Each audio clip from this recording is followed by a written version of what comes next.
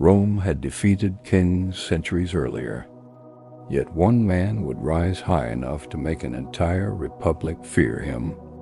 His name was Julius Caesar. Before he became Rome's most powerful ruler, he was a young noble with enormous ambition. Few people believed that he would one day change the course of history forever.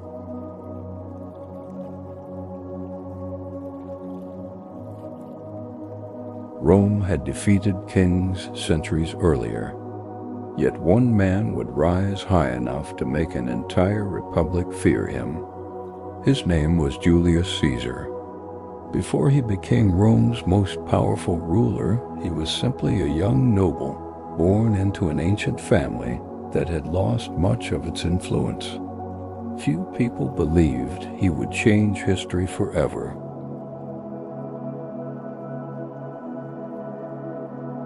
Rome was a city driven by ambition. Power belonged to those who could win battles, command respect, and outsmart their rivals.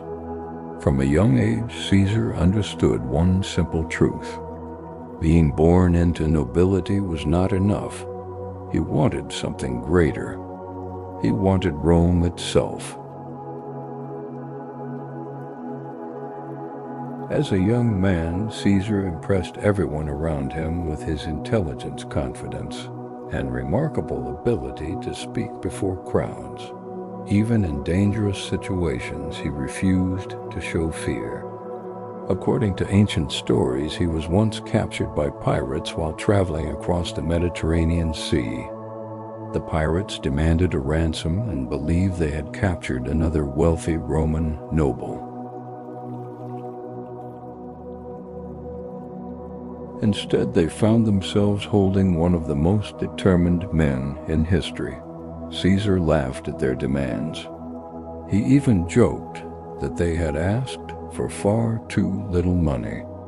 During his captivity, he acted as if he were already their master. He ordered them to stay quiet while he slept. He forced them to listen to his poems and speeches. Whenever they laughed at him, he smiled and promised that one day he would return and crucify every one of them. The pirates thought he was joking. He was not. After his ransom was paid, Caesar immediately gathered a small fleet, hunted the pirates across the sea, captured every one of them, and carried out exactly what he had promised. It was one of the first signs of the man he would become. A leader who never forgot an insult. A commander who always finished what he started. As Caesar grew older, Rome itself was changing. Powerful politicians fought each other for control. Corruption spread through the Republic. The Senate claimed to protect Roman traditions, but many senators cared more about wealth than the people they represented. Caesar saw opportunity where others saw chaos. He knew military victories could make a man more powerful than any law. Soon he formed an alliance with two of the most influential men in Rome, Pompey, the greatest general of his generation, and Crassus, the richest man in the Republic. Together they created an unofficial alliance later known as the First Triumvirate. With their combined influence, almost nothing in Roman politics could stop them. For Caesar, this was only the beginning. He had not entered politics to become another senator. He intended to become a legend.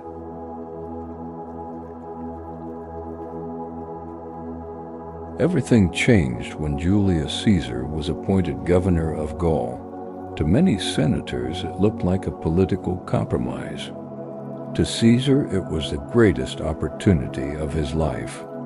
Beyond Rome's northern frontier stretched a vast land filled with hundreds of Celtic tribes. Some traded with Rome. Others hated it. No Roman leader had ever fully controlled the region. Caesar intended to change that.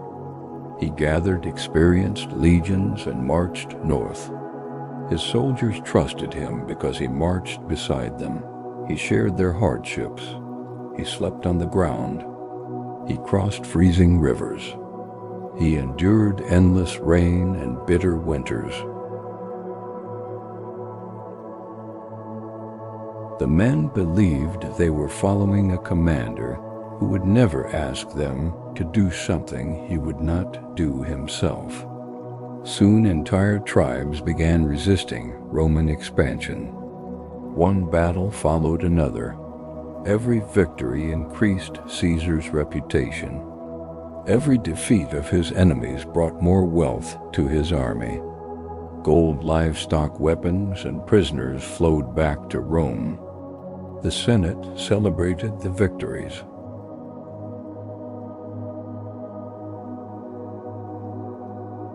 But behind closed doors, many senators had already begun to fear the man they had sent away. The greatest challenge came from a warrior named Vercingetorix. Unlike the other tribal leaders, he understood that divided tribes could never defeat Rome. He united thousands of warriors under one banner. Villages were burned before the Romans could capture supplies. Roads disappeared beneath smoke. The countryside became a trap. For the first time, Caesar faced an enemy who matched his determination. The campaign reached its climax at Alesia. Vercingetorix and nearly 80,000 warriors retreated into a massive hilltop fortress. Many believed Caesar had finally been cornered. Instead, he did something no one expected. Rather than attacking immediately, he ordered his men to build an enormous wall around the entire city. Miles of trenches, towers, wooden forts, and sharpened stakes surrounded the fortress. Then news arrived that another Gallic army was marching to rescue Vercingetorix. Caesar faced an impossible situation. He was trapped between two armies. Most commanders would have retreated. Caesar built a second wall. Now his soldiers stood between two enormous enemy forces. One wall faced inward. The other faced outward. It was one of the greatest military engineering achievements of the ancient world. For days, fierce fighting erupted on both sides. Roman soldiers barely slept. Arrows darkened the sky. The sound of horns echoed across the hills. Several sections of the defenses almost collapsed. Caesar rode wherever the fighting became most dangerous. His red cloak made him impossible to miss. Seeing their commander fighting beside them inspired exhausted soldiers to hold the line. Finally, the relief army broke. Thousands fled the battlefield. Inside the fortress, hope disappeared. Vercingetorix understood the war was over. The following morning, he mounted his horse and rode through the Roman camp. Ancient historians describe how he dismounted before Caesar removed his armor and placed his weapons at Caesar's feet. Without speaking, he surrendered. The conquest of Gaul transformed Julius Caesar forever. He had conquered a territory larger than modern France. His armies had won countless victories. His soldiers worshipped him. His enemies feared him. His fame now rivaled the greatest heroes in Roman history. But in Rome, another battle was already beginning. It would not be fought against foreign tribes. It would be fought against fellow Romans. The Republic had started to fear the man who had made it stronger.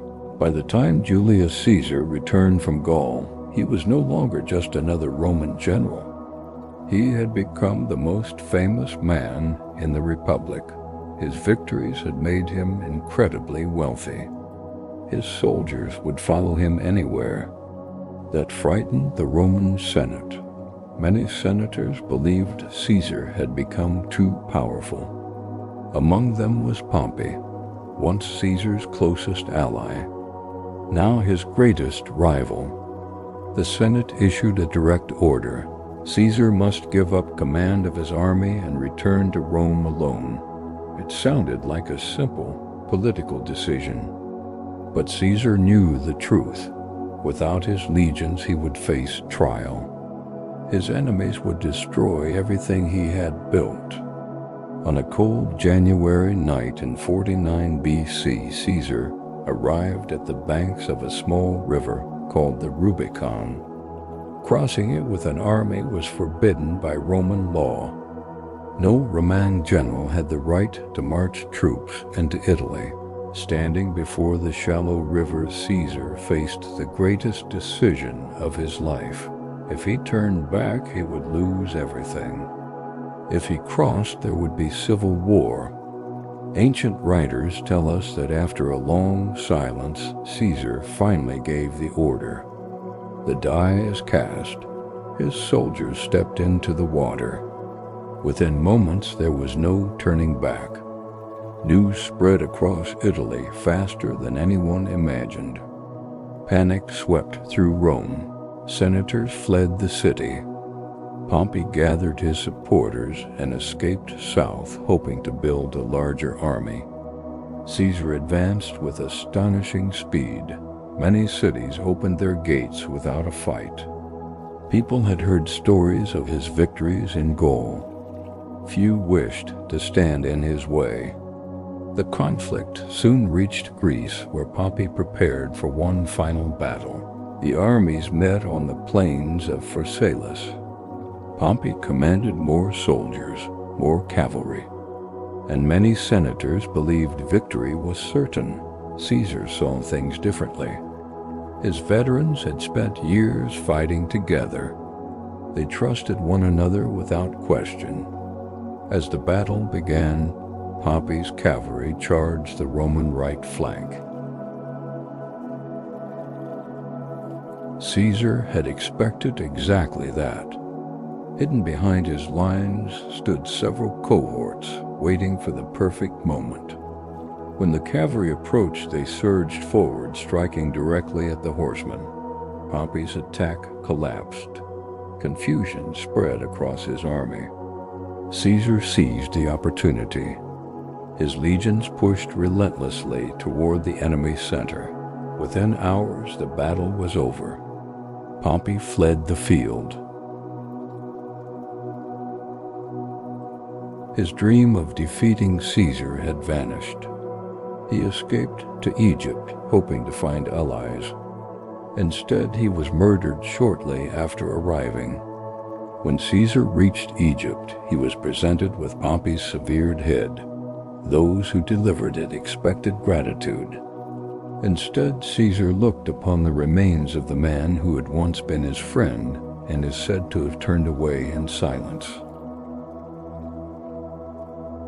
The civil war was effectively over. No rival remained strong enough to challenge him. Rome belonged to Julius Caesar. Yet the greatest danger still waited inside the city itself. Not on the battlefield, but inside the Senate, where fear was beginning to grow into conspiracy.